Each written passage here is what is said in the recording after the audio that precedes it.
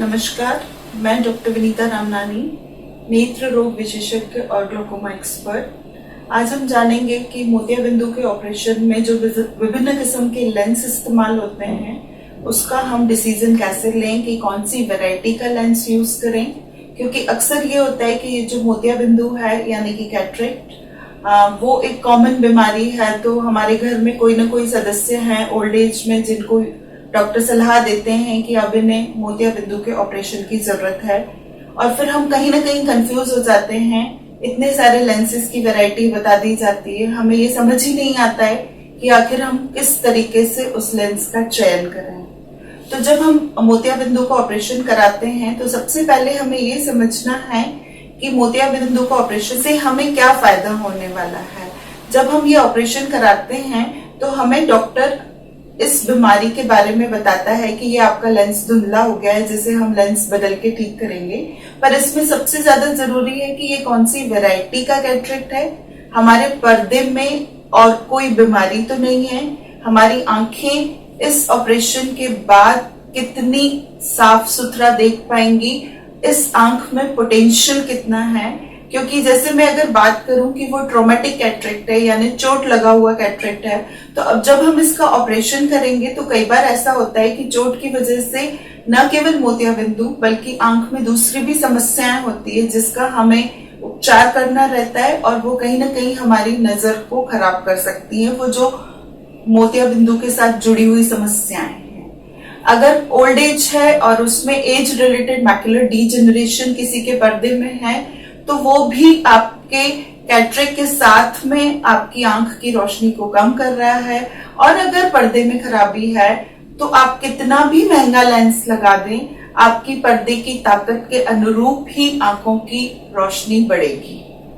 जो लेंस की वैरायटी का चयन है वो क्वालिटी जो है वो आपके पर्दे की ताकत, आपकी आंख की बनावट, आपकी आंखों की रिक्वायरमेंट, आपका डेली रूटीन, आपका प्रोफेशन, ये कई सारी बातों का ध्यान रखते हुए डॉक्टर आपको समझाता है और आप डिसाइड करते हैं। आप अपनी सुविधा के अनुसार, आप अपनी पॉकेट को देखते हुए कि आप इस कैटरेक्ट सर्जरी पे कितना खर्चा करना चाहते हैं। अगर मैं एग्जांपल देना चाहूं तो हम अगर टीवी खरीदने जाते हैं तो हमको दुकानदार कई किस्म की टीवियां दिखाता है, जो इंडियन ब्रांड्स भी हैं, इंपोर्टेड ब्रांड्स भी हैं, कोई में क्या क्वालिटीज हैं, किसी में क्या क्वालिटीज हैं। अगर हम देखें तो हमको दिखता तो उतना ही बड़ा पिक्चर है जितना वो टीवी होता है, वो चाहे किसी भी ब्रांड का हो, लेकिन जो डिफरेंस आता है वो आता है क्वालिटी, यानी कि कलर, कंट्रास्ट, ब्राइटनेस और शार्पनेस ऑफ इमेजेस। और सेम हमारे लेंसेज का होता है। अगर हम इंडियन वैरायटी और इंपोर्टेड वैरायटी के लेंसेज की बात करते हैं, स्फेरिकल और एस्फेरिकल आईओएल की बात करते हैं, तो वो कहीं ना कहीं हमारे colour, contrast, brightness, sharpness, images की निर्धारित करता है। एक जो दूसरी वैरायटी आप लोगों ने कहीं सुनी होगी कि यूनिफोकल या मोनोफोकल वैरायटी है, और multifocal, bifocal, trifocal variety of lenses हैं। ये क्या होते हैं? यूनिफोकल या मोनोफोकल ये निर्धारित करते हैं कि आपको किसी एक जगह पे सही दिखेगा, चाहे वो पास का हो या दूर का हो। तो अक्सर हम लोग दूर के लिए ये वाले लेंसेज को सेट करते हैं कि आपकी दूर दृष्टि ऑपरेशन के बाद अच्छी हो जाए इन मोनोफोकल लेंसेज के द्वारा, और पढ़ने का कंपल्सरीली चश्मा लगाना पड़े इर्रिस्पेक्टिव ऑफ योर एज। आप चाहे 20 साल के हैं, चाहे 60 साल के हैं, चाहे 80 साल के हैं, अगर आपने मोनोफोकल लेंस लगवाया है तो आपको एक रीडिंग ग्लास जरूरी लगाना पड़ सकता है। अगर हम इसी कंपैरिजन में बायफोकल, ट्राइफोकल्स, मल्टीफोकल्स की बात करें तो जैसे इनका नाम है कि ये हर फोकल लेंथ पे काम करेंगे, तो इसमें मोटे तौर पर पेशेंट को न तो पास का न ही दूर का चश्मा लगाने की जरूरत पड़ती है। मोस्टली बिना चश्मे के काम चल जाता है, बट बहुत रेयर सर्कमस्टांसेस में, बहुत फाइन लेटर रीडिंग्स के लिए या बहुत डिस्टेंट व्यूइंग के लिए हो सकता है कि मल्टीफोकल वालों को थोड़ा बहुत चश्मा लगाना पड़े। मतलब ये आपको स्पेक्टिकल के ऊपर डिपेंडेंसी कम रखते हैं।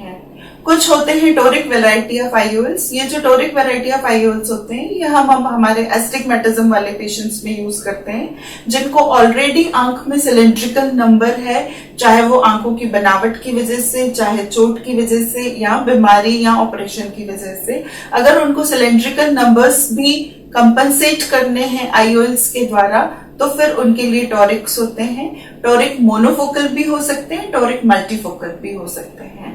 मल्टीफोकल और टॉरिक वैरायटीज थोड़े से महंगे होते हैं, और आई सर्जन आपका ओवरऑल आपको सर्जरी का पैकेज बताता है। वो आपकी हॉस्पिटल की सुविधाएं, आपके हॉस्पिटल की स्टेरिलाइजेशन, आपके हॉस्पिटल्स की मशीन्स और डॉक्टर की एक्सपर्टीज पे पैकेज डील होती है।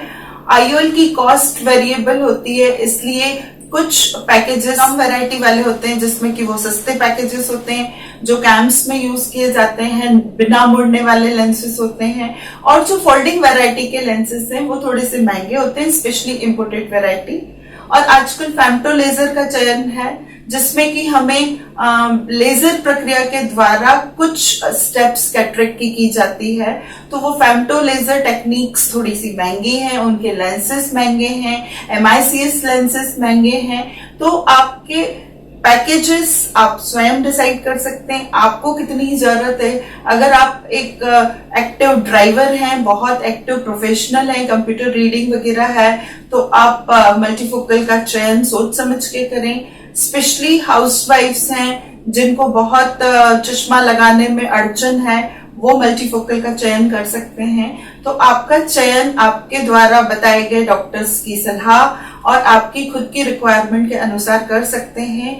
मोटे तौर पर ये जो लेंसेस होते हैं वो जिंदगी भर चलते हैं, उन्हें कभी निकालने की जरूरत नहीं होती है, उनकी कोई एक्सपायरी या लॉन्गेविटी नहीं होती है, वो आपके साथ ही थ्रू आउट योर लाइफ रहते हैं। तो एक बार अच्छी जगह पे आपका लेंस प्रॉपर फिट हो गया, एक टेक्निक अच्छी अडॉप्ट करके वो लेंस लगाया गया, तो वो कामयाब ऑपरेशन होता है। स्पेशली अगर डायबिटिक्स सोचते हैं कि हमें डायबिटीज है तो हम कैसे कैटरेक्ट की सर्जरी कराएं, तो वो अपनी शुगर कंट्रोल करके एक मल्टी स्पेशलिटी हॉस्पिटल में आई टेस्ट करा के ये भी निर्धारित कर सकते हैं कि कहीं डायबिटिक रेटिनोपैथी साथ में तो नहीं है, क्योंकि इन पेशेंट्स को साथ में डायबिटिक रेटिनोपैथी का भी ट्रीटमेंट करना पड़ेगा। तो जो हमारी आंखों की बनावट, हमारी आंखों की बीमारी और हमारी रिक्वायरमेंट प्लस हमारा पॉकेट निर्धारित करता है कि हमें कौन सी सर्जरी करानी है। आप अपनी आंखों को बहुत सेंसिटिव तरीके से देखें, समझें उनकी रिक्वायरमेंट और एक अच्छी जगह पे सही तरीके से ऑपरेशन करा के अपनी रोशनी को बचाएं। नमस्कार, धन्यवाद।